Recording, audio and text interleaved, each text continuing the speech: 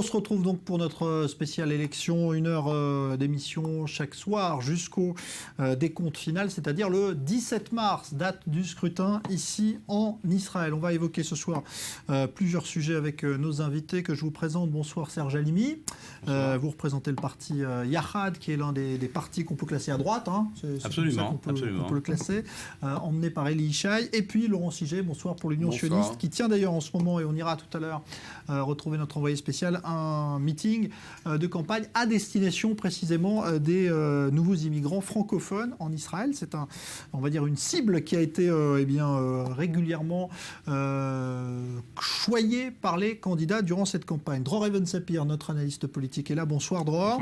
Alors comme chaque dimanche, on a un sondage à vous révéler qui est réalisé pour i24 News par l'Institut Géocartographia. On vous dévoile tout de suite la première ligne. Dror, alors c'est un sondage, on va le dire tout de suite, qui va un peu à contre-courant des autres études. Hein.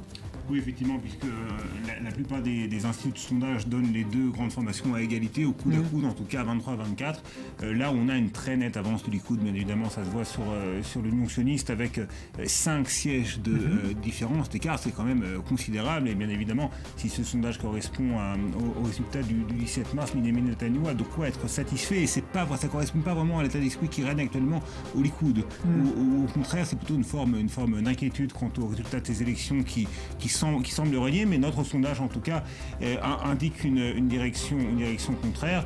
On constate également que le parti de Naftali Bennett, le Foyer Juif, est à 13 mandats, une légère baisse par rapport au sondage de la semaine dernière. Par rapport au sondage de la semaine dernière, le Likoud progresse de 2 points, et bien évidemment c'est l'effet discours de Benjamin Netanyahou devant le Congrès. La liste conjointe des partis arabes reste stable à 12 mandats. Le Yesh Atid, le parti centriste de Yair Lapid, à 12 sièges également, qui je crois par rapport à notre institut la semaine dernière est en légère baisse avec un siège de moins, alors que dans la plupart des autres instituts c'est un parti qui progresse. Légère baisse également pour les centristes du Kulanoum mené par Moshe Kahlon avec 8 mandats. On va peut-être voir les petites formations. Ouais, voilà. Là aussi, il y a des surprises. Il y a Yahadut HaTorah, les partis ultra-orthodoxes Ashkenaz, qui progresse de 7 à 8 mandats. Progression également du Chasse, avec le même nombre de sièges.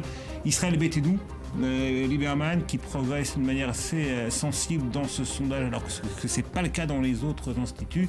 Le Meretz s'étend en légère baisse avec un siège de moins. Et puis le parti qui est représenté par mon voisin, monsieur Halimi, eh bien, est, dans ce sondage en tout cas, éliminé.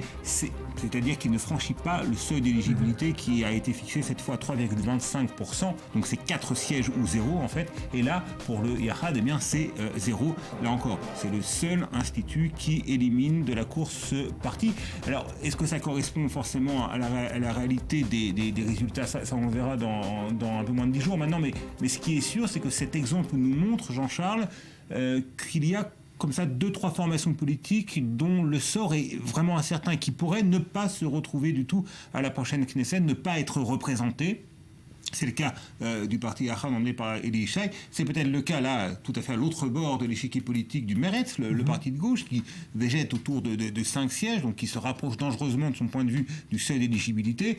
Et puis Lieberman, là dans notre sondage, Lieberman est plutôt bien placé, largement au-dessus du seuil d'éligibilité avec 7 mandats, mais dans d'autres sondages, eh bien, il est à 5-6 sièges, et là aussi son sort est incertain. Il suffit que l'un de ces partis ou que 2 de ces partis soient éliminés, à plus forte raison, pour que tous les équilibres politiques à la Knesset en soient modifiés, en soient même parce que là, clairement, ça bénéficie au Likoud. Hein, si Yachad, par exemple... Alors, oui et non. C'est-à-dire que l'élimination d'un parti qui aurait pu être considéré comme un partenaire par le Likoud pourrait être considéré comme nuisible du point de vue du parti de Benjamin Netanyahou, avec 4 sièges en moins pour une éventuelle coalition étroite basée sur les partis de droite et les formations religieuses, mais cette élimination est compensée, dans ce sondage en tout cas, par la bonne tenue des partis ultra-orthodoxes qui progressent dans notre institut de sondage, et également par la progression d'Avigdor Lieberman. Donc même si là, en tout cas, le Yachad est éliminé, est hors jeu, eh bien Benjamin Netanyahou peut avec ces résultats-là, former une coalition gouvernementale assez cohérente idéologiquement qui va de Moshe Kachlon au centre jusqu'à Naftali Bennett et Avigdor Lieberman, en incluant les partis ultra-orthodoxes que sont le Shas et l'Yahadut Hatorah. Moshe Kachlon a déjà annoncé qu'il ne rentrerait pas dans un gouvernement de droite restreint, c'est-à-dire un gouvernement Likoud de droite et ultra-orthodoxe. Il n'est pas intéressé à rentrer dans ce type de gouvernement. Il l'a déjà annoncé. Le sondage. Monsieur Chi, on imagine mal Moshe Kachlon végéter dans l'opposition. C'est pas pour ça qu'il a formé cette. C'est vrai, mais ça va dépendre. Ce sondage est extrêmement bizarre. Ça fait 3 semaines que je suis les sondages sur I24. C'est toujours à contre-courant des 4-5 autres instituts de sondage qui donnent des résultats tout à fait différents. Donc je vais pas. C'est pas nous qui le faisons. Non, ça j'ai bien compris, mais je crois que d'ici la semaine prochaine, je crois que pour les prochaines élections, il faudra peut-être changer éventuellement d'institut de sondage. Peut-être que notre institut est dans le vrai et que tous les autres sont dans le faux. Moi, je suis toujours en général les sondages de Nano Geva et en général de Minat Semar. C'est toujours eux qui se rapprochent depuis trois dernières élections le plus de la réalité. Oui, mais enfin, néanmoins, le sondage n'est pas tellement important. Je crois qu'il vaut mieux parler de choses. Alors, juste un mot, on laisse réagir là-dessus. Effectivement, les sondages ne sont que des sondages. Et ils se suivent, ils ne se ressemblent pas. Je vais être d'accord avec vous, peut-être pour la seule fois de la soirée. Ce sondage est complètement probablement. Ce sondage est complètement atypique. Alors bien sûr... surtout pour vous, puisque vous ne rentrez pas à la Knesset. Exact. Et nous sommes 4 ou 5 mandats en dessous de notre... Seulement, nous avons une confiance inébranlable dans notre arrivée à la Knesset, et vraisemblablement largement au-dessus des 4 mandats, vous verrez bien, on sera la surprise de cette élection. Voilà. Bon, il faut rappeler que vous êtes un nouveau parti, effectivement, dans cette campagne. Alors, Dror, il faut donc aussi donner d'autres éléments aujourd'hui dans l'actualité de cette campagne. C'est notamment ce dont on a parlé un petit peu tout à l'heure au début de cette édition, c'est-à-dire ce que Netanyahou semble devoir faire comme revirement à propos de ce qu'il avait déclaré à Bar-Ilan en 2009. Est-ce que c'est un vrai revirement ? Est-ce que c'est lié aux circonstances ? Comment il faut l'interpréter ? Écoutez, Benjamin Netanyahou veut arriver en tête de ces élections et, encore une fois, dans la plupart des instituts, il est au coude à coude avec l'Union sioniste. En dépit de l'effet de son discours prononcé devant le Congrès, il n'a progressé dans la plupart des instituts que de 1 ou 2 mandats, ce qui lui permet de reprendre une légère avance sur ses concurrents de centre-gauche, mais une avance qui n'est pas suffisante pour que, d'une manière indéniable, Reuven Rivlin, le président de l'État, puisque ça fait partie de ses prérogatives, lui confie le soin de rassembler une coalition gouvernementale. Par conséquent, Benjamin Netanyahou recherche les voix qui ont quitté le Likoud au cours de ces dernières semaines, et en général, les voix qui ont quitté le Likoud, elles sont allées plus à droite que le Likoud, vers Naftali Bennett, peut-être dans une moindre mesure vers Avigdor Lieberman, mais également un petit peu vers le parti d'Elisha, le parti Yachad. Donc Benjamin Netanyahou droitise sur le centre là également. Mais Benjamin Netanyahou droitise son discours parce que l'essentiel des voix qui ont échappé au Likoud sont partis à droite. Donc Netanyahou droitise son discours, le radicalise, et là véritablement c'est un tournant. Parce que pour la première fois, Benjamin Netanyahou remet en cause ce qu'il a dit au discours de Bar-Ilan, à savoir qu'il aurait été prêt à accepter, sous certaines conditions bien évidemment, un État palestinien aux côtés de l'État d'Israël. Ça lui a été reproché bien évidemment par une bonne partie des cadres de son propre parti, le Likoud. Et bien là, c'est un peu à droite toute pour Benjamin Netanyahou. Alors est-ce que cette stratégie va s'avérer payante ? On le saura dans un peu moins de 10 jours. En tout cas, Benjamin Netanyahou ne fait rien pour garder auprès de lui les électeurs, ceux de ses électeurs qui pourraient être tentés par un vote centriste pour Moshe Kachlon ou pour Yair Lapid. Et il est vrai que cette partie-là de l'électorat, si elle est tentée par un vote centriste, c'est, je dirais, davantage pour des considérations économiques et sociales que pour des considérations diplomatiques ou sécuritaires. Alors, là-dessus, Serge Halimi, je voudrais rajouter sur ce que vous venez de dire. Ce sondage, effectivement, est atypique. On l'a un petit peu vu par rapport aux autres instituts de sondage. Mais paradoxalement, il pourrait effectivement nous apporter du tonus. Voilà, en tout cas, toutes les petites formations de droite ou les formations religieuses. Pourquoi ? Parce qu'un certain nombre de gens en Israël considèrent que à un moment donné, arrivé au moment des élections, il faut voter utile. Et en voyant effectivement que le camp de Bibi Netanyahou a un petit peu régressé ces dernières semaines, ils ont considéré qu'il était peut-être préférable de voter pour un grand parti qui va donc diriger une coalition, plutôt que pour des petits partis qui vont soutenir cette coalition. Alors justement, maintenant que ce sondage montre une... Je ne sais pas combien de Laissez-moi terminer, je vous en prie. Monsieur Halimi, s'il vous plaît. Une petite question. Non, je ne sais pas combien de vos... Laissez-le finir, après je vous donne la parole. Je vous laisserai parler, vous inquiétez pas. Simplement, laissez-moi terminer. Alors allez-y. Donc, paradoxalement, ce sondage peut effectivement redonner de la couleur à un parti comme Yachad, parce que justement, les gens verront qu'il n'y a plus tellement de risques. Il n'y a plus tellement de risques que la coalition, la vraie coalition, celle qui va mener le gouvernement d'Israël dans les prochaines semaines, sera une coalition de droite menée par Bibi Netanyahou. Voilà, je crois que c'est ça aussi l'intérêt paradoxal de ce sondage. Par rapport, quand même, une petite réaction. Par rapport à la masse de gens qui votent pour Yachad, je doute que la plupart des gens regardent le sondage d'I24. La plupart des gens qui votent pour vous, je ne crois pas qu'ils sont principalement francophones, ni ne seront au courant du sondage. C'est même sur la chaîne anglaise et arabophone aussi. Je vous rassure, on ne change pas de sondage selon la chaîne. Je crois que la plus majorité de vos électeurs ne regardent pas I24, en quelle langue que ce soit. Première chose. Deuxièmement, je crois que la droitisation du langage de Bibi Netanyahou est probablement due à un effet de panique qui existe pour le moment au Likoud, parce qu'on voit effectivement que sur le terrain, le Likoud est quasiment inexistant. On appelle la mobilisation, ça. Monsieur, vous m'avez demandé de ne pas vous interrompre, alors ne m'interrompez pas. Alors allez-y. Première chose. On voit que sur le terrain, parce que moi je suis actuellement sur le terrain un peu partout en Israël, et on voit effectivement que le Likoud sur le terrain est inexistant. Ce qui se passe, c'est qu'il y a on parle de plus en plus, pour le moment la droitisation, le fait de parler d'État palestinien, je crois que lorsque vous voyez tous les derniers sondages qui montrent clairement que les préoccupations des Israéliens sont des préoccupations aujourd'hui essentiellement économiques et sociales.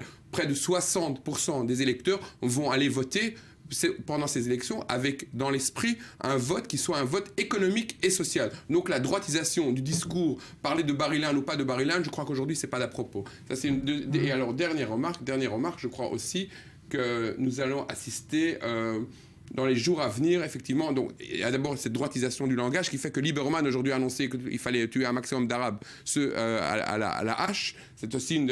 Bien oui, mais tout ça, monsieur, paradoxalement, c'est une grave... Terroriste. Oui, mais on ne sait jamais chez lui de qui parle exactement. Ce qui est sûr, c'est que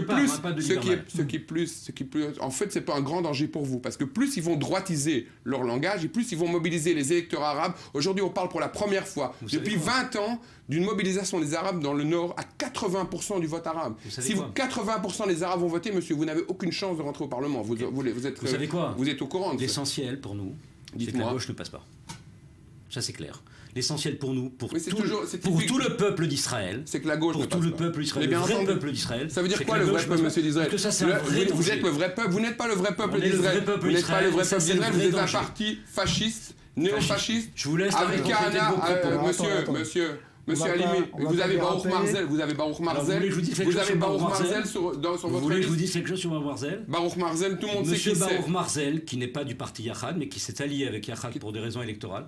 Savez-vous qui est Baruch Marzel ? C'est la personnalité qui défend le mieux la terre d'Israël, qui défend le mieux le peuple d'Israël, laissez-moi finir, et qui défend le mieux la Torah d'Israël, au prix de sa vie, au prix de sa vie. Et ce sont ces gens, ces 200 officiers supérieurs de l'armée qui eux ont vraiment défendu, au milieu d'une population hostile. Et qui eux ne sont pas des gens, mais vous pouvez pas vous mesurer à Baruch Marzel. Mais je ne veux pas me mesurer, monsieur, je ne me compare pas à ce genre de personnes. Et on est fiers d'être avec lui. Nous n'avons pas, monsieur, et tout le peuple d'Israël est fier d'être avec lui. Ne parlez pas pour tout le peuple d'Israël. On va pas faire un débat sur Baruch Marzel parce que d'abord c'est pas le lieu, puis on en reparlera dans un instant. Je voudrais juste qu'on revienne. On va en dire un mot après, mais d'abord, je voudrais qu'on revienne sur ce qui s'est passé hier soir à Tel Aviv, parce que c'est aussi ce rassemblement qui était organisé pour faire partir Netanyahou. C'était un peu l'objet de cette manifestation. C'était pas une manifestation seulement de l'Union sioniste, mais de tous les partis qui veulent donc réclamer le remplacement de Netanyahou. Il y a eu du monde. Ça se passait en plein cœur de Tel Aviv. On vous rappelle d'abord ce qui s'est passé, puis on en parle après. Elsa Mouri. Un rassemblement historique pour la gauche israélienne. 25 000 selon la police, le double selon les organisateurs. On n'avait pas vu autant de monde sur la place Rabin de Tel Aviv depuis des années. Ces dizaines de milliers de manifestants se sont rassemblés samedi soir sous le slogan « Israël veut le changement » avec une exigence, le départ du Premier ministre Benjamin Netanyahou, très critiqué notamment sur ses politiques économiques et sécuritaires. Cette manifestation a eu lieu à seulement 10 jours des élections législatives israéliennes. Je veux que tous les gens réunis ici et les autres qui sont restés à la maison se réveillent et votent, qu'ils fassent le bon choix afin de changer le gouvernement. Le rassemblement s'est clôturé par le discours de plusieurs personnalités, dont celui de l'ancien chef du Mossad, Meir Dagan. L'ex-espion a fustigé le Premier ministre, le rendant responsable de l'impasse dans laquelle se trouve Israël. Israël est un pays entouré d'ennemis. Ces ennemis ne me font pas peur, mais je crains notre gouvernement.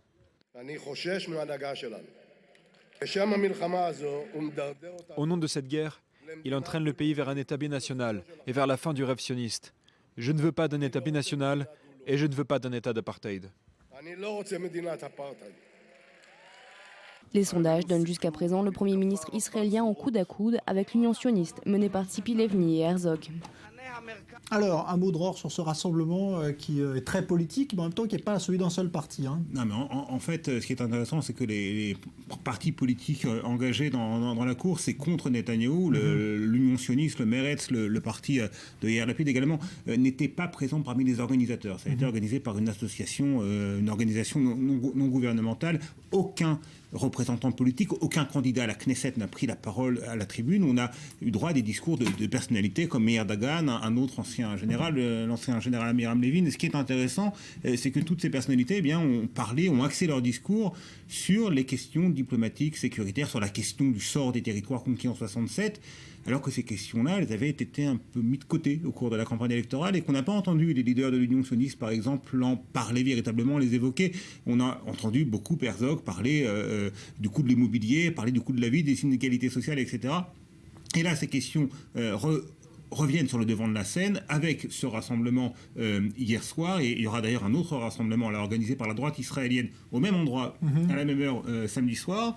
Donc on va se livrer également à une bataille de chiffres sur lequel des deux camps sera parvenu à rassembler le plus grand nombre de personnes. En tout cas, ce qui est intéressant, c'est ce retour de la question diplomatique qui avait été déjà entamé par ces révélations entre guillemets du journal Yediot Ahronot, une publication très hostile à Binyamin Netanyahou sur les concessions importantes que Binyamin Netanyahou aurait été prêt à faire dans le cadre d'un règlement du conflit israélo-palestinien il y a quelques années au cours de son deuxième mandat de Premier ministre. Donc ces questions qui avaient été encore une fois un petit peu ignorées reviennent sur le devant de la scène et elles sont à nouveau débattues. Petite remarque. Moi, je ne suis pas tout à fait d'accord avec Dror sur son analyse de ce point de vue-là. Pour la bonne et simple raison, c'est que j'ai bien écouté ce qu'a dit Meir Dagan. Meir Dagan, en fait, il est venu hier pour dire, lui, c'est un vrai héros, pas un héros du style de Baruch Marz, lui, c'est un vrai héros, c'est quelqu'un qui a, c'est quelqu'un qui a pendant 8 ans a dirigé le Mossad et a fait des choses dont on ne peut absolument pas parler, mais qui ont été vraiment, les gens qui sont un peu dans la communauté Mossad et tout ce qui est des espions savent très bien ce qu'a fait Meir Dagan. C'est quelqu'un d'extraordinaire, qui n'est pas de gauche, entre soi-disant passant, qui en 2003 faisait partie du camp, qui faisait partie du Likoud avec Ariel Sharon. Donc pour dire, le gars n'est vraiment pas un sale gauchiste, tel qu'on pourrait le considérer à droite. Mais ce qu'il a dit, et lui et Amiram Levin ont dit, les deux en fait sont venus en disant aux gens, nous sommes des anciens de l'armée, ne vous laissez pas effrayer par ce pouvoir. Ils n'ont pas voulu remettre la question palestinienne. Ils l'ont remise, mais ce n'était pas le but. Ce qu'ils ont voulu dire... d'un État binational ou d'un État d'apartheid. Mais ce qu'il a surtout voulu dire, il a insisté que les dangers qui menacent aujourd'hui la société israélienne, ce sont les dangers des différences, des inégalités sociales. Il a dit aujourd'hui, on va vers des inégalités sociales. Il a parlé du système de santé qui est en train de s'écrouler. Il a parlé des inégalités sociales. Il a dit aux gens, ne croyez pas ce que dit Netanyahou, qui est le soi-disant monsieur sécurité, mais en fait, il est tellement sécurité. Alors, il parle très bien d'économie, l'économie est pas bonne, et c'est le monsieur sécurité, et puis vous avez 200 anciens chefs, 200 anciens généraux, colonels, espions, Mossad et Shabak, qui ont signé une pétition en disant que ce Premier ministre est dangereux. Ce qu'ils ont voulu, c'est rassurer la population en leur disant, il n'y a pas aujourd'hui vraiment une menace pour l'existence de l'État d'Israël. La menace, elle est à l'intérieur. La menace, ce sont les inégalités sociales. La menace, c'est un système de santé qui est en train de s'écrouler parce qu'on met l'argent là où il ne faut pas le mettre. C'est ça qu'il a voulu dire, Meir Dagan. Serge Halimi, est-ce que votre parti est d'accord sur ce constat finalement ? Est-ce que c'est le social, l'économie qui doit reprendre le dessus aujourd'hui pour ces élections ? Je ne pense pas que le social et l'économie soient quelque chose de totalement essentiel dans cette campagne électorale. C'est très important, bien sûr. D'ailleurs, Yachad a un programme économique, on pourrait détailler, mais peut-être qu'on n'en aura pas le temps. Mais un programme à la fois économique, mais également un programme pour la Aliyah. C'était un vrai défi, la Aliyah. L'Aliyah qui va bientôt, qui est en train de monter. On ira dans un instant voir comment les partis s'adressent aux immigrants. Sur les considérations diplomatiques, sur ces anciens généraux et du Mossad, etc., qui qui rallierait tout d'un coup le camp de la gauche. Mais jusqu'à quand la gauche sera-t-elle sourde et aveugle ? Est-ce que vous pouvez vous balader à Ramallah tranquillement, monsieur ? Dites-moi, répondez à ma question d'abord. Non, je ne peux pas et je ne veux pas. Je ne veux pas. Alors, je finis ma question. Je ne veux pas, monsieur, me balader à Ramallah. Je veux me balader tranquillement à Jérusalem. Je veux me balader tranquillement à Tel Aviv. Je ne veux pas me balader à Ramallah tranquillement. Est-ce que vous considérez normal que vous puissiez pas vous balader, vous et moi, tous les deux, la main dans la main, à Ramallah? Oui ou non? Oui ou non? Répondez à ma question. Tout à fait normal que je ne puisse pas me balader. D'abord parce que je ne tout à fait normal que dans le canyon de Malcha de Jérusalem, je ne me baladerai jamais avec vous main dans la main. C'est pas grave. Alors, l'un à côté de l'autre. Alors, je vais balader tout seul. Pour que je me balade avec vous main dans la main. Mais de toute façon, le but n'est pas de se balader. Jusqu'à quand la gauche sera-t-elle sourde et aveugle? Depuis des années, nous essayons de faire la paix avec les Arabes. Ils n'en veulent pas de la paix. Ils n'en veulent pas. Ils n'en veulent pas de la paix. Entre nous et les Palestiniens. Ce que dit Erdogan, nous ne voulons petit pas. État juif. Monsieur, nous ne voulons pas d'un État binational. Vous nous menez, vous, vers un État binational. On va arrêter, puisqu'on a bien compris que vous n'étiez pas d'accord du tout là-dessus. On va se rendre justement à Tel Aviv tout de suite, parce que justement, ces immigrants français dont vous parliez tout à l'heure, Serge Halimi, eh bien, sont une cible de choix durant cette campagne. La plupart des partis organisent justement des réunions pour essayer de les convaincre de voter pour eux. Léa Berdugo, bonsoir. Vous avez assisté donc ce soir à cette réunion organisée par l'Union sioniste pour tenter de convaincre, c'est ça, ces immigrants francophones.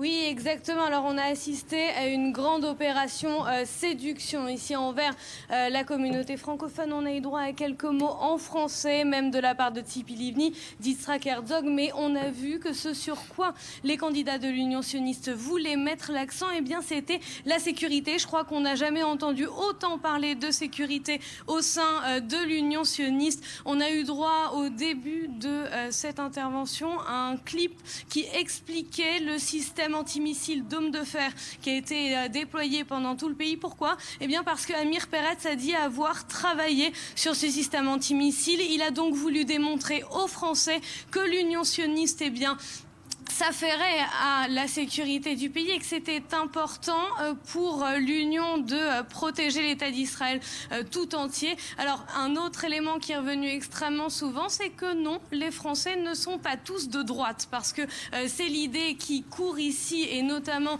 chez les travaillistes, mais également chez ceux du parti Atnoua de Tzipi Livni. Donc, tous les candidats qui se sont succédés à la tribune ont voulu démontrer que non, les Français n'étaient pas de droite et que oui, certains étaient ouverts, selon les mots d'Amir Peretz, et donc qu'il était important pour eux de les convaincre ce soir. Ça veut dire quoi? Que le public était là ce soir, Léa, d'un mot? Ce sont des gens qui étaient sympathisants de gauche au départ ou qui sont venus écouter? Oui, la plupart étaient sympathisants, la plupart étaient déjà acquis à la cause de l'Union sioniste. On a pu parler à certains militants qui sont donc extrêmement impliqués dans cette campagne. Eux sont très confiants quant à l'avenir. Ils disent que Yitzhak Herzog et Tzipi Livni ont une chance d'arriver à gagner ces élections, d'arriver à former un nouveau gouvernement. On a pu parler à quelques sympathisants également qui, eux, aussi se disent confiants et qui pensent que l'Union sioniste peut avoir une bonne place lors des prochaines élections. En tout cas, tous sont là pour soutenir l'Union et tous sont confiants quant à l'avenir. Merci Léa Berdugo, donc en direct de Tel Aviv où a lieu, ça continue d'ailleurs en ce moment. Ça veut dire quoi finalement? Que le public francophone, on va dire les Israéliens francophones, sont plus concernés par la sécurité que par les problèmes socio-économiques? Ils sont concernés par tout. Ils sont concernés par la sécurité. Contrairement à ce que vient de nous dire Léa Berdugo, je ne pense pas que... et ça, les sondages l'ont montré, je crois qu'il y a eu pas mal de sous-sondages qui ont été faits vis-à-vis des Français. La plupart des sièges qui sont attribués par les Français sont des sièges de droite. Donc ce genre de démonstration est relativement... légère. Donc je pense qu'effectivement... C'est pas elle qui disait, elle rapportait les propos. Elle rapportait effectivement, mais bon, on présente d'une certaine manière. Tout le monde sait effectivement que les Français sont pour les partis de droite et les partis religieux. Ça, il n'y a aucun doute là-dessus. Et d'ailleurs, il y a eu une réunion de presse à Jérusalem il y a à peu près 2 semaines qui réunissait l'ensemble des partis. Et bizarrement, personne du Meretz, personne de l'Union sioniste pour montrer un petit peu l'intérêt qu'on portait aux Français. Une réunion de presse pour les Français. Il y avait le général de réserve Amos Yadlin, qui est le candidat de l'Union sioniste. Mais les autres... qui était représenté, le Meretz, effectivement, n'a pas jugé bon d'envoyer un représentant, mais l'Union sioniste était représentée. Ça montre bien, effectivement... Et le parti de Yair Lapid également. Yair Lapid, je ne dis pas, c'est pas un parti de gauche, grâce à Dieu. Et donc, nous, en fait, à Yachad et dans d'autres partis comme à Beit Yehudi également, on ne s'est pas réveillé du jour au lendemain pour voir effectivement que la LIA francophone, la LIA belge, enfin la LIA de l'Europe de l'Ouest, dont on parle beaucoup aujourd'hui, c'est une LIA très très importante qui risque de bouleverser le paysage géopolitique du Moyen-Orient. Pourquoi ? Parce que cette LIA, c'est une vraie LIA de qualité, mais qu'il faut accompagner. Et chez nous à Yachad, on a un homme qui s'est attelé à cela depuis déjà plusieurs mois, voire plusieurs années depuis qu'il est à la Knesset, et même avant, qui s'appelle Yoni Shedboun, et qui s'est vraiment... député de Foyer Juif. Voilà, qui était avant député effectivement à Beit Yehudi au Foyer Juif, et qui, pour différentes raisons, a quitté ce parti-là pour rentrer avec Eli Shai et fonder Yachad. Je termine. Et donc, il y a une véritable préoccupation pour que cette alia soit réussie. Ces aliotes qui vont se poursuivre ces prochaines années soient réussies, avec un certain nombre de propositions que vraiment le parti Yachad tient à cœur à présenter. On est vraiment le parti des Français. Moi, évidemment, je ne suis pas du tout d'accord avec cette analyse-là. Moi, habitant à Tel Aviv et voyant que de plus en plus de Français, aussi de francophones, arrivent vers Tel Aviv et non pas seulement vers Jérusalem et Netanya, nous voyons que quand même, il y a une grande diversité au sein de l'alliance française, belge et de très peu de gens que moi je connais qui sont montés en Israël votent pour votre parti. Néanmoins, il y a vraiment maintenant une demande. Pourquoi ? Parce que pour des raisons sociales, encore une fois, les gens qui viennent d'Europe de l'Ouest ont l'habitude d'avoir un certain niveau de vie, de protection sociale, avoir un certain standard qu'ils ne retrouvent pas forcément avec la politique néoconservatrice que mène Netanyahou depuis 10 ans. C'est tout à fait l'inverse de ce que vous avez actuellement en France et en Belgique. Donc ces gens-là aussi viennent, ils sont très ouverts par rapport au programme de l'Union sioniste. Et bon, nous avons quand même Emmanuel Trachtenberg qui a fait un programme économique, parce que je ne connais pas celui de Yachad, mais je connais très bien celui de l'Union sioniste. Et c'est quand même un parti qui est un parti de type social-démocrate et qui parle quand même de rétablir aujourd'hui les acquis sociaux qui, pendant plus de 10 ans, ont été enlevés les uns à la suite des autres. Voilà, merci en tout cas Laurent Siget, merci à vous. Serge Halimi, Dror Even Sapir, on a évidemment arrivé au bout là, de cette demi-heure de débat. Il n'y a pas possible encore de... Un mot important, on a appris aujourd'hui que le président de l'État, Reuven Rivlin, en cas d'égalité entre les deux grandes formations, imposerait presque à M. Netanyahou et Herzog la formation d'un gouvernement d'union nationale. Et c'est un scénario dont on parle de plus en plus. Alors ça, c'est pas forcément le choix de tout le monde au départ, mais ça peut arriver. En tout cas, on va se retrouver dans un instant. On n'oublie pas que justement Amos Yadlin sera notre invité dans une quinzaine de minutes, juste après le journal, parce qu'il faut évidemment aussi s'informer dans un instant. Et puis donc la suite de notre spéciale élection, juste après donc les infos. On revient. À tout de suite.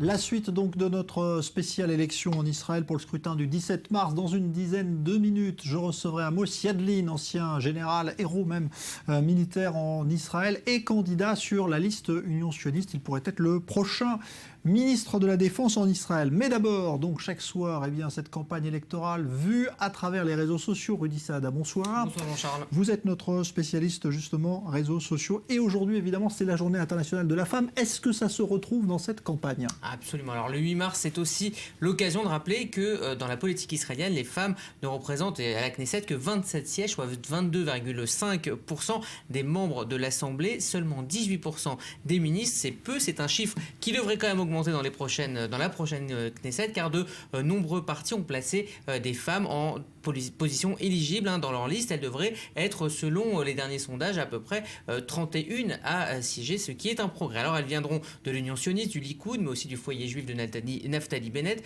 ou de la liste arabe unie. Alors sur les réseaux sociaux, il y a deux écoles. Il y a ceux qui ont célébré cette journée en profitant pour mettre le thème des femmes en politique au centre du débat, et puis il y a les autres. Alors Yesh Yatit, par exemple, le parti centriste de Yair Lapid, a mis en avant une de ses candidates, Karine El El-Rar, elle est avocate en diffusant de ces articles. Alors, du côté de la page Facebook du camp sioniste, on a célébré cette journée mondiale de la femme en mettant en avant le fait que 3 femmes apparaissent aux 5 premières places de la liste et des femmes dynamiques. Et on regarde le clip qui a spécialement été préparé à cette occasion.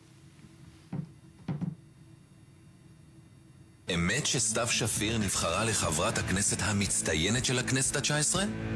אמת. אמת שמרב מיכאלי הייתה המחוקקת הפעילה ביותר בכנסת ה-19? אמת. אמת ששלי יחימוביץ' הוכתרה לחברת הכנסת הנגישה ביותר בכנסת ה-19? אמת. אמת שציפי לבני נבחרה לאחת מ-20 המנהיגים המשפיעים בעולם? אמת. אמת שרק למחנה הציוני יש 3 נשים בחמישייה הראשונה ו4 נשים בעשירייה הראשונה? אמת. אמת שב-17 במרץ אנחנו בוחרות במפלגה היחידה שיכולה להחליף את שלטונו הכושל של נתניהו? Voilà donc pour ce clip de l'Union sioniste. Alors on va maintenant regarder, Rudy, du côté de Meretz, qui est le seul parti à présenter une femme en tête de liste. Oui, cette femme, c'est Zahava Galon, 59 ans, et donc tête de liste du Meretz. Meretz qui a mis l'égalité homme-femme au centre de son programme, de ses préoccupations, et le fait savoir en défendant dans ce clip aussi fait pour la journée de la femme, en défendant le bilan de ses actions à la Knesset. On regarde. לעלות עוד טיפה. שבור שמאלה, שמאלה, שמאלה. תגדילי, עוד טיפה. סע. צריך לעלות עוד קצת. עצור. יופי. מצוין. העלינו את תקרת הפיצויים להטרדות מיניות. עצרנו פיטורי נשים בזמן טיפולי פוריות. הגדלנו את ייצוג הנשים בוועדות למינוי שופטים ודיינים. העלינו את גיל הנישואים מגיל 17 לגיל 18. עצרנו את העלאת גיל הפרישה לנשים. הגדלנו את המשאבים למאבק בסחר בנשים. את שמאלנית? את פמיניסטית? תצביעי מרץ. שמאל זה מרץ. Voilà, donc là on était à gauche, bien à gauche avec Meretz. On va maintenant s'intéresser à la droite. Rudy, qu'en est-il ?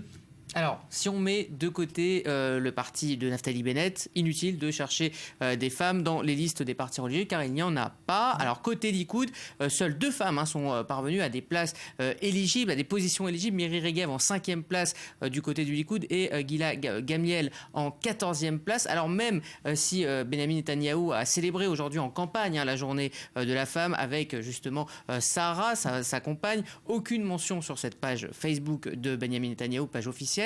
Du côté du Likoud et de Netanyahou, on préfère parler d'un autre sujet, le statut de Jérusalem, en jouant au Monopoly. On regarde. אני רוצה את ירושלים. אני לא מוותר על ירושלים. תשכח מזה. ירושלים נשארת שלנו, לנצח.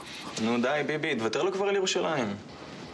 אתם השתגעתם? מה, אתם חושבים שאני בוז'י? אני אוותר על ירושלים? אני לא מוותר על ירושלים. נו, ניתן לך מה שאתה רוצה. אז לך לציפי, תיתן לך הכל בחינם. זה יותר כיף לשחק. כן? אז אני בונה פה בית, ועוד בית, ומלון. אני רוצה שתבין משהו. ירושלים מחוץ למשחק. אז אולי תל אביב? אנחנו לא נוותר, אנחנו לא נתקפל, כי לנו חשובים דברים כמו ירושלים, הביטחון, ההתיישבות. זה או אנחנו או הם. רק הליכוד.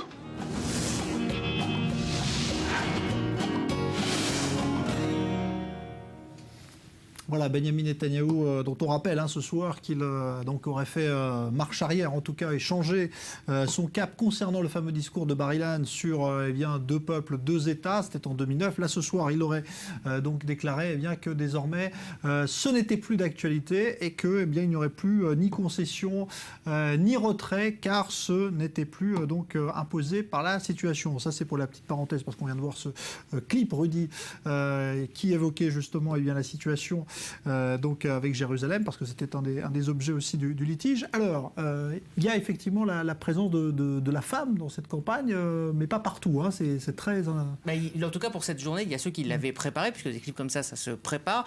C'est une stratégie de campagne, et ceux qui avaient décidé d'éluder complètement le sujet. Mais le Likoud est un petit peu comme ça, c'est-à-dire qu'il est tout le temps en contre-programmation, il répond toujours à un sujet que veut lui amener la gauche. On a eu l'exemple avec les clips de campagne basés sur le social. Eh bien, le Likoud va répondre sur le sécuritaire, constamment va éluder en fait la question, ou en tout cas essayer de lancer un autre débat. Et c'est ce qui a été fait sur cette journée de la femme, où on a, je pense, volontairement oublié ce 8 mars. Eh ben voilà, en tout cas vous ne l'avez pas fait, c'est bien, vous y avez pensé, vous nous avez montré un petit peu cet angle un petit peu original de cette campagne donc pour la Knesset 17 mars à travers cette journée internationale de la femme. Merci Rudy Saada, spécialiste des réseaux sociaux. On vous retrouve chaque soir dans cette spéciale consacrée aux élections pour voir un petit peu tous ces à côté d'une campagne qui se déroule principalement via les réseaux sociaux. C'est une de ses particularités et on est maintenant à quelques jours évidemment du dénouement. Alors, autre particularité de cette campagne, on a relevé, vous le savez peut-être, le seuil d'accession à la Knesset pour les partis. C'est un petit peu plus haut maintenant que ça ne l'était auparavant. Et c'est ce qui a amené une liste pour la première fois de partis arabes unifiés à se constituer. Liste qui ambitionne de jouer peut-être un rôle pivot dans la prochaine Knesset. Reportage tout de suite d'Ayman Siksik. C'est l'une des controverses de cette campagne. Le seuil électoral en Israël passe cette année de 2 à 3,25%. Pour les partis arabes, cette mesure vise tout simplement à leur bloquer l'accès au Parlement. Mais la parade n'a pas tardé à venir. Les députés arabes israéliens ont pu combler les différents fossés qui les séparent pour fusionner au sein d'une liste unifiée. Si c'est le cas, nous n'aurions pas formé une seule liste. Nous aurions pu créer 2 listes distinctes capables de dépasser le seuil électoral. D'un côté, Hadash, dirigé par Ahmed Tibi, de l'autre, Balad et le mouvement islamique. Mais nous avons choisi de satisfaire la demande de notre électorat et de s'unir au sein d'une même liste. Mais le nouveau groupe parlementaire a encore fort à faire. Son programme électoral et sa liste de candidats font déjà débat dans un pays où ce genre d'alliance reste plutôt inédite.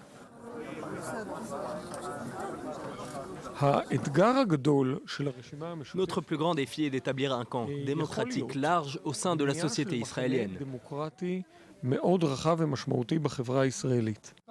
Un défi d'envergure qui a poussé la liste arabe à briguer les voix de l'électorat juif, craignant de ne pouvoir compter exclusivement sur le vote arabe.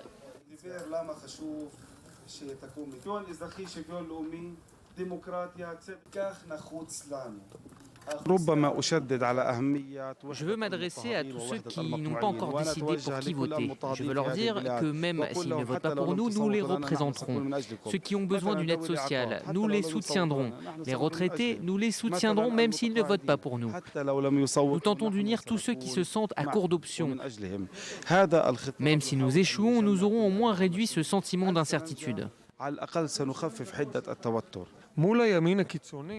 L'union sioniste n'est pas la réponse adéquate à l'extrême droite israélienne.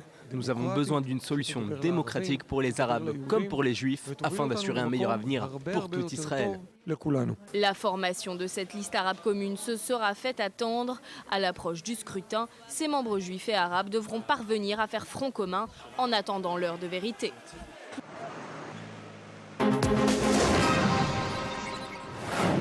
Notre invité dans cette partie élection ce soir, c'est le général de réserve Amos Yadlin, candidat sur la liste de l'Union sioniste, candidat déclaré au poste de ministre de la Défense, si évidemment son parti l'emporte. Bonsoir Amos Yadlin, merci d'être notre invité ce soir. Alors, vous êtes une figure respectée, écoutée en Israël en matière de sécurité militaire.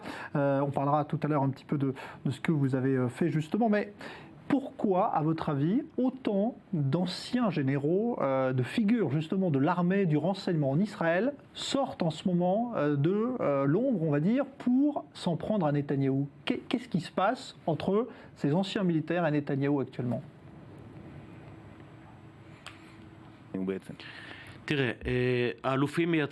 Écoutez, les généraux représentent le public en Israël. Il y a des généraux de droite, il y a des généraux de gauche, il y a des généraux du centre. Et il y a effectivement un phénomène intéressant en Israël, qu'il y a plus de généraux au centre et à gauche qui critiquent la politique du gouvernement. Parce que je pense que ce qu'ils ont vu, c'est un gouvernement qui, pendant ces 4 dernières années, n'a rien fait en termes de sécurité. Et un gouvernement qui était occupé à faire peur au public en Israël en parlant de menaces. Il y a des menaces, mais d'un autre côté, ils comprennent, ces généraux, que Tsahal est très très forte et que la peur n'est pas un programme de travail. Ils veulent voir, après de nombreuses années de surplace, ils veulent voir un progrès dans les relations entre Israël et le monde, dans les relations avec la plus grande des puissances, à savoir les États-Unis, notre allié, des relations qui se sont dégradées, et ils veulent voir une autre tentative de parvenir à un accord avec les Palestiniens. Ils ne sont pas sûrs que cela est possible, mais ils veulent voir une autre possibilité, une autre tentative, pour qu'Israël ne soit pas rendu responsable de l'échec. Et que dans le dossier iranien, ils veulent constater que les efforts fournis sont à la fois diplomatiques et d'autres efforts, et pas seulement des paroles. Mais quand même, si on regarde le dossier iranien, ce que propose Netanyahou aujourd'hui, c'est pas d'aller bombarder l'Iran. Il dit lui-même qu'il a un autre plan alternatif à celui que les puissances proposent. Est-ce qu'il a tort là-dessus? Est-ce que vous ne trouvez pas quand même qu'il a peut-être raison de s'inquiéter de ce que l'Iran puisse avoir la bombe nucléaire peut-être dans les années qui viennent? Concernant la bombe iranienne en Iran, il n'y a pas de coalition d'opposition en Israël. Personne n'est prêt à ce qu'il y ait une bombe nucléaire entre les mains de l'Iran. Le gouvernement a obtenu des compliments, nous l'avons complimé. Lorsque j'étais moi-même à l'armée, nous avions élaboré un programme militaire et également une crédibilité diplomatique et qui ont permis à la communauté internationale d'imposer des sanctions à l'Iran.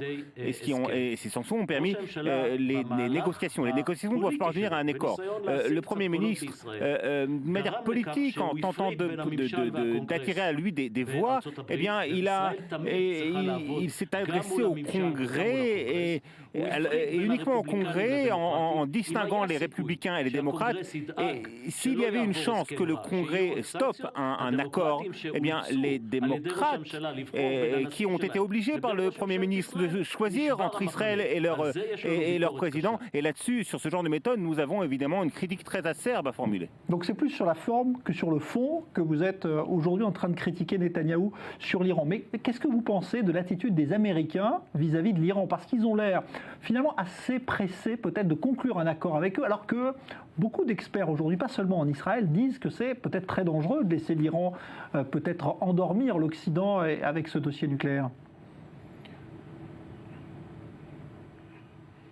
Nous ne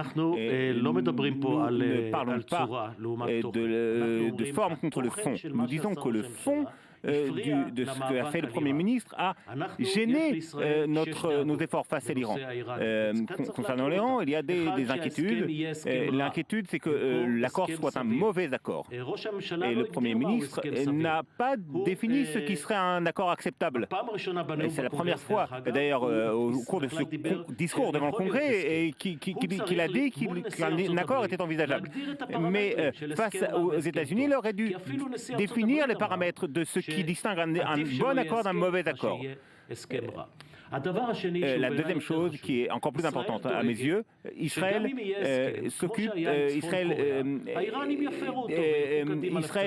est inquiet du fait que s'il y a un accord, eh bien l'Iran puisse ne pas le respecter, comme cela s'est passé avec l'accord du Nord. Nous devons parvenir à un accord parallèle avec les États-Unis, un accord qui fixe avec les Américains ce que les Américains feront si Israël et si l'Iran ne respectent pas les termes de de l'accord. Ce qu'Israël pourrait faire et ce que les Américains pourront faire. Et ça, c'est très important.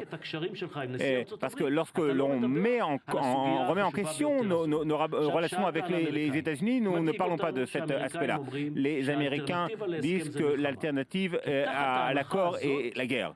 Et ils considèrent qu'évidemment, ils abordent les négociations d'une manière en position de faiblesse de ce point de vue-là. Alors par conséquent, nous pensons qu'il y a, et nous devons en parler avec les Américains, nous pensons qu'il y a d'autres alternatives à la guerre. Il y a des sanctions beaucoup plus lourdes qui ont commencé à faire leurs effets sur l'Iran. Il y a la possibilité d'attaques ciblées contre l'Iran qui n'entraînent pas forcément une guerre. Alors il y a beaucoup d'alternatives à part la guerre. Ce qui nous inquiète, c'est que le fait que les Américains pourront changer d'allié au Moyen-Orient, alors qu'ils considèrent que l'Iran, par exemple, peut être un point de stabilité au Moyen-Orient. Et par conséquent, ils pourraient être tentés par négliger leurs alliés traditionnels, notamment Israël. L'Iran ne peut pas être considéré comme un point de stabilité. On voit ce qu'elle fait en Syrie, on voit ce qu'elle fait au Liban, en Irak, au Yémen. Et par conséquent, là-dessus, il faut parler avec les États-Unis. Et alors qu'ils s'occupent des aspects uniquement nucléaires de l'Iran, ils continuent à laisser un Iran terroriste se développer. Alors ça c'est bien de le préciser. À Moshe Yadin, on sait en plus que vous avez participé, vous, à ce raid israélien mené sur Osirak, qui était une centrale nucléaire irakienne en 1980. Donc vous avez autorité en la matière. Maintenant, parlons de ce qui fait aussi l'actualité là depuis quelques jours. C'est ce fameux document qui est révélé concernant des négociations secrètes entre Palestiniens et Israéliens, et Netanyahou qui aurait été prêt à concéder un retour aux frontières de 67. Est-ce que vous y croyez d'abord? Parce que Netanyahou l'a nié. Est-ce que vous pensez qu'il a pu vouloir négocier sur la base de ce document? Ce document il y a eu des fuites de ce document. Nous savons qui est à l'origine de ces fuites et il y a deux points. Et le premier point, c'est que les Palestiniens, une nouvelle fois, ont prouvé qu'ils n'étaient pas prêts à des concessions importantes. Et alors nous avons l'année 2000. En 2000, ils n'ont pas accepté les propositions généreuses de Barak. En 2007-2008, ils n'ont pas accepté les propositions généreuses d'Olmert. Ils ne sont pas parvenus à parvenir avec le représentant de Netanyahou à des négociations. Ils prennent la fuite à chaque fois, systématiquement. Et c'est un point important. Et concernant le Premier ministre Netanyahou, ce que nous constatons, c'est qu'il n'est pas stable dans ses opinions. Il est en zigzag constant dans sa situation au Likoud, au comité central du Likoud et dans les sondages. Il comprend qu'il faut parvenir à un accord. Il a parlé de 2 États pour le débat, mais c'est le problème avec le Premier ministre. Il parle bien concernant l'Iran, concernant ce qu'il faut faire vis-à-vis du Hamas et aussi concernant les États-Unis, mais ce que l'on voit concrètement lorsqu'il est avec lui-même dans le bureau, eh bien, il y a un écart insupportable entre ce qu'il dit et ce qu'il fait, ou plutôt ce qu'il ne fait pas. Bon, il nous reste quelques secondes, mais si Herzog est élu, si vous êtes ministre de la Défense, vous pensez arriver, vous, à un accord dans les années qui viennent? C'est possible, c'est faisable ou pas? Très vite. Je pense que nous devons essayer, en tant qu'Israéliens, en tant que Juifs, nous devons poursuivre la paix et tenter de l'obtenir. Mais nous avons nos conditions et nous, avec des frontières claires, des frontières sûres, sans aucune concession sur les questions de sécurité, en préservant les grands blocs d'implantation, et nous tenterons de parvenir à la paix et pour prouver au monde que s'il n'y a pas de paix, eh bien, ce n'est pas de notre faute.